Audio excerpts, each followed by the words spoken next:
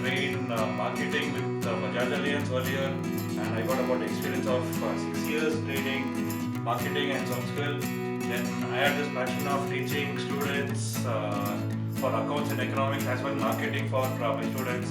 When to talk about my background, I am actually a master's degree in finance and banking from Cisco University, Australia, and I did my bachelor's degree in Bangalore. That's BCom into accounts generally, and I teach accounts economics for UC level, that's 10, 11 and 12 for CBSE, the PU board, and as well for the graduation level of BCom.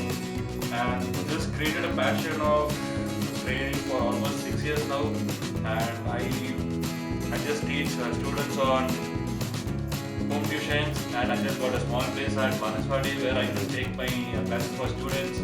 And to talk about few topics on accounts now.